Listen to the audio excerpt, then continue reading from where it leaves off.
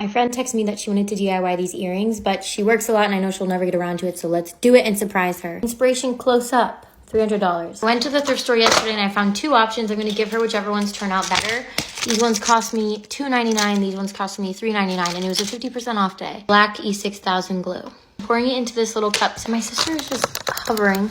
These are very exact to what she was looking for. Repeat the question. If you are pouring it all in there, how are you gonna get the drippy effect? I'll show you. I'm gonna dip it and roll it a little bit like that. Dip and roll, bean dip and dunk. And I got sticky notes and I'm just gonna poke it into the bottom of the sticky note. Stick the sticky note to an edge and I have it over the paper towel and now it'll dry. Oops, dripping. And after that sets a little bit, like after an hour or two, you can double dip if you want it to be even more. We're gonna let these dry a little bit and then we'll do another coat. Thank you all. Doing these and these for my sister. Just woke up and here's the finished earrings. Full transparency, I told her about it because we can't keep secrets from each other, so, but I'm gonna go give them to her and maybe she'll act surprised. I live with her, so now we walk to her bedroom. Me as I turn this vintage 70s gown into my birthday dress. I'm a Pisces, so I really wanted to lean into some watery mermaid core vibes, but I also wanted to keep the vintage feel of the dress. So I pulled inspiration from vintage nightgowns, 60s style, and Regency era costumes for the neckline. It was also important to me that this dress didn't look like it was from Selkie, and if you think this is a lot of contrasting ideas, you would be correct, but I am nothing if not specific and persistent, so let's jump right in. I started by chopping off the bottom of the dress, and of course had to let Mooncake play with the extra fabric, and then measured how long I wanted the dress to be and reattached the ruffle trim and fixed the hem on the inner lining. Then I painstakingly went through by hand with a seam ripper and removed all the floral lace. I followed afterward with my machine just to make sure the rest of the old stitches stayed together. Then it was time to go bead shopping, and guys, this is where it starts to go downhill. I knew I wanted pearls, but also some like sparkly gems, but I just felt all the stuff in the store looked clunky. So I picked out this sort of like light blue one, but when I took it home, it was so much greener and darker than I wanted. And I said, you know what, maybe I just need to see them on the dress. So I started with the sleeves and the bodice and hand sewed on strings of these stones as well as some pearls. And guys, I just don't like it. I think it looks chunky, but I convinced myself that maybe I just need to keep going and add more pearl attachments like I was planning. But there was still an issue and just, oh, okay, wait for part 2. This is another no-sew upcycle idea that's super easy to do. I thrifted this blouse, absolutely love it, it just didn't have the most flattering fit on me, so I decided to rework it a little bit. You're going to start by cropping off the bottom however short you want your top to be. I cut off a few inches. Then you're going to take the piece that you just cut off and you're going to cut a skinny strand that will be used as a tie later on. After that, you'll take one end of it and you'll cut it in half so that it becomes one long strand. And then after this, I ended up cutting it in half vertically again to make it even skinnier. After that, you'll cut just the front of the blouse so that it has an opening. Then you'll cut 2 tiny holes that are equal distance apart right underneath the collar that are big enough for that strand you just cut to fit through. Then after that, you're done. This is essentially just a cropped, sleeveless tie cardigan that's really simple and really cute.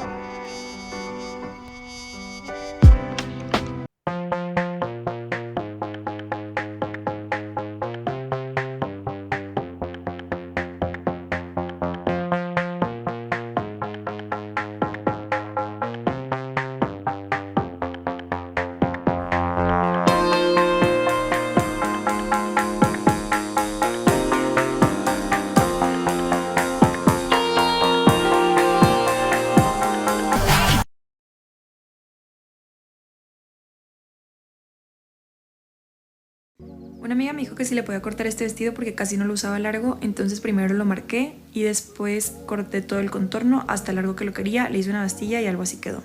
Para aprovechar la tela que me quedó voy a hacer una blusa y lo primero que hice fue marcar 3 centímetros en la parte de arriba y cortarlos para que me quede una tira y con eso hacer 2 tirantes. Doblé esta tira a la mitad poniéndole un listón en medio y le hice una costura por todo el largo a medio centímetro del doblez. Terminando nada más estiré el listón para poderlo voltear fácilmente. Ahora con esta parte voy a hacer igual una tira, pero ahora de 16 centímetros. Lo marqué primero en todo el contorno y después lo corté para que quedara parejo. Esta va a ser la parte superior de la blusa. La doblé en dos para que fueran 4 partes iguales y después la acomodé con alfileres para que quedaran lo más parejitas posible. Lo corté para que sean del mismo tamaño y también marqué un cuarto del contorno de mi busto para que me quedara bien. Puse alfileres en los lados para cerrarlos y después lo cosí.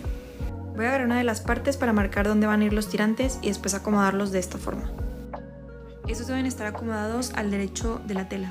Después voy a agarrar la otra de las partes iguales, igual con los derechos enfrentados, la voy a acomodar para después coser por todo el contorno.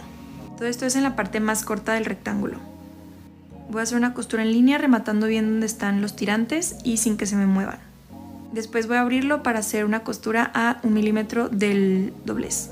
Ahora con lo demás que me quedó de tela voy a hacer 2 costuras a medio centímetro de separación por uno de los lados sin que tengan tensión y con una puntada larga para después esto poderlo fruncir. Voy a fruncirlo lo suficiente para que quede el tamaño de la parte de abajo de la blusa, la que está libre. En esta parte nada más tengo que jalar con cuidado uno de los hilos para poder correr toda la tela. Voy a acomodar con alfileres asegurándome que las costuras coincidan en los lados y lo demás lo voy a repartir para que quede parejo. Ahora sí voy a pasar una costura sencilla, recta, con una tensión y un largo normal para que de esta forma quede fijo. Lo único que me faltaría aquí es pasar una costura en zigzag o la overlock. Y ahora sí lo último es planchar todo, planchar bien las costuras y los tirantes para que queden planos. Oigan, y listo es el resultado. La verdad me encantó cómo quedó y estuvo súper rápido. Creo que lo hice como en 1 hora.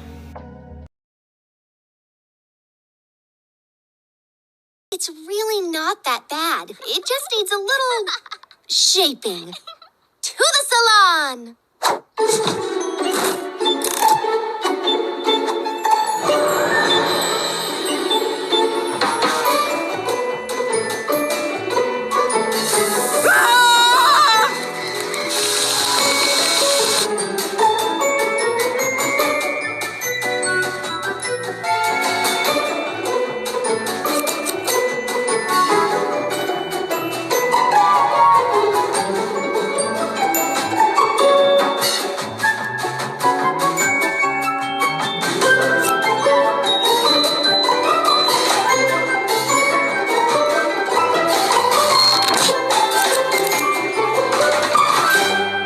I love it.